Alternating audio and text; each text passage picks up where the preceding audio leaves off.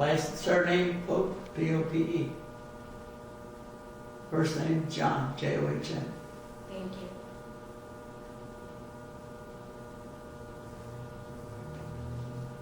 Before we get into the interview questions, I have a few preliminary questions for you.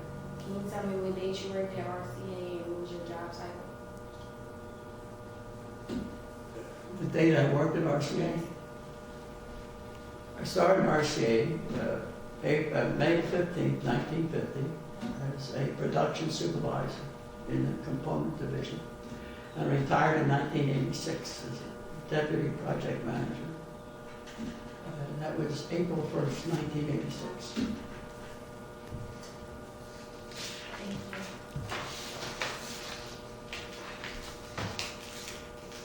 How did you get your job at RCA?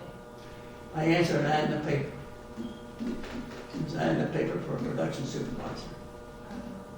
Can you describe what you did at RCA? Yes, but I did over the 36 years. Yes. Okay. Starting in component division as production supervisor in Camden on the 3rd floor of one building in the, what they called the deflection yokes department. That was the winding coils that were around the neck of the TV tube called deflection yoke. I supervised, I would say, about 75 to 100 workers. It was the incentive program then where people had to make a certain rate, and then above that rate they got additional money, you know, for that, but they had to make a rate. I started there, I started on the night shift. I was there about a year, and I was transferred down to the 2nd floor to the transformer department, power transformer department. Power transformer is a unit that also goes into the TV. It is the unit that supplies the power to the TV. And I was responsible for the, what they call the lead dress of the power transformers and the laminating of the transformer. And I worked there, I guess, until 1955 when they were moving the operation to Findlay, Ohio. And I then went to go to move the family to Findlay. So they got me an interview in Morristown. And I was accepted in Morristown as a foreman in 1955. And I worked as a production foreman on what they call instrumentation radar. This was the startup of the radar business in RCA in Morristown. So I worked on manufacturing radar equipment. I also was selected to set up a training program for wiremen. So I went up to the personnel department, set up one of the personnel people involved the training program, and taught that program for a while. Then went back to the assembly floor, someone else took over the job of doing. I administrated that for a while. And in 1958, I went up. I was asked to my boss. Well, my boss's boss. He took a job up in the new. What they called the program office. It was something new. It was for the BMUS program. BMUS stood for Ballistic Missile Early Warning System. And that was the Cold War period where Russia was threatened to fire missiles, so we needed systems to find out if they fired them, if they fired them, and retaliate. BMUS was the first large program, and RCA won that program to manage it. So I went up on the manufacturing management part of that program. And that program had 3 sites, one in England, Sunnyvale, England, one in Thule, Greenland, and one in Clear, Alaska. So I worked on that for a couple of years, was responsible for coordinating and the building of equipment by subcontractors, right, and equipment that we built in-house.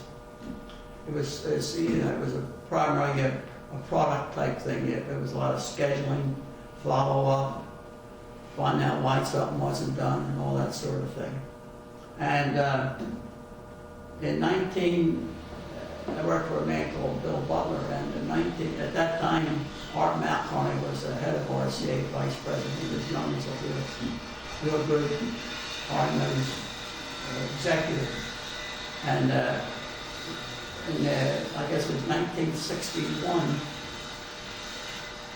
Bill and I went to a Sonotone company in New York, because Malconey had asked Bill that Heightstown was having a problem with Sonotone batteries. Now, Heightstown was just starting up their satellite business in 1960-61. So we went up there for a couple of weeks to work on getting these Sonotone batteries for RCA done, and we spent 2 weeks run that place up there, and brought up about 7 or 8 people to run out and follow up on all the vendors and so forth. And we were then finally asked to leave there because we were, getting our job done, and Sonotone wasn't getting the rest of the work done.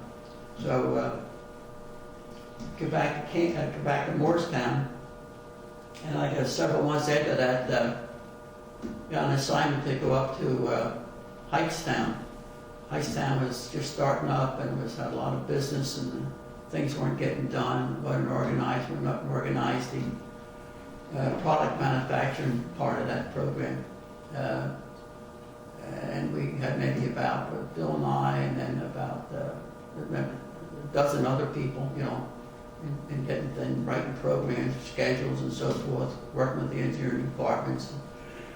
And about a year, I was thinking about going back, but I decided to Morristown, because I was only there temporary, but I was offered to stay there, so I stayed and signed over as a Heightstown employee, and worked there. And I ran what they call the product control coordination and materials management department.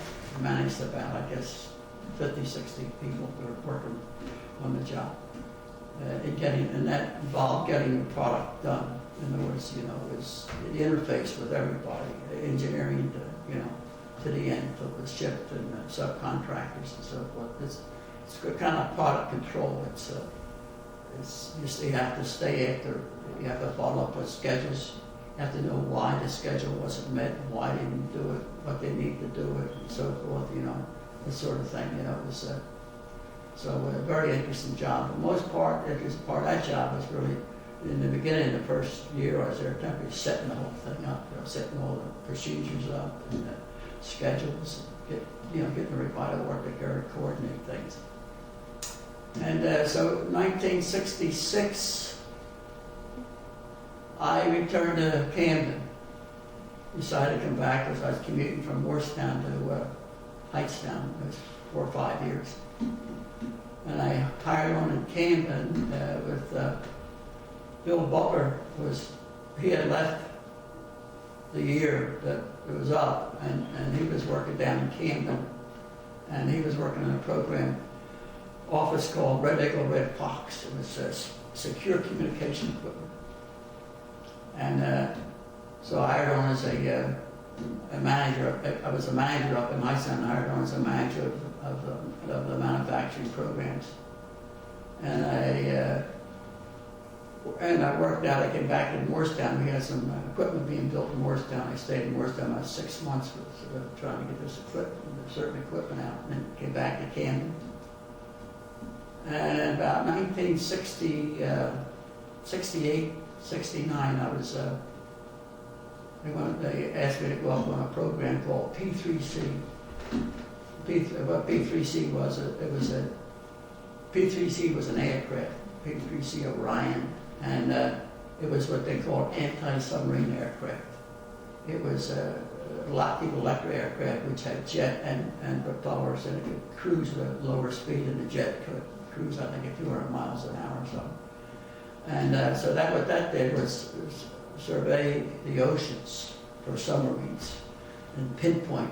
They were able to pinpoint all the subs of all types, of all countries in the world, in the oceans, right? And that was sort of the defense. And so obviously, I worked on a P3C program. The program consisted of 2 radios, but one was called high frequency radio, the other was ultra high frequency. And these were not just little small radios, these big things worth a lot of money, $100,000 and so forth a piece and so forth. So worked on that until 1986 when I retired.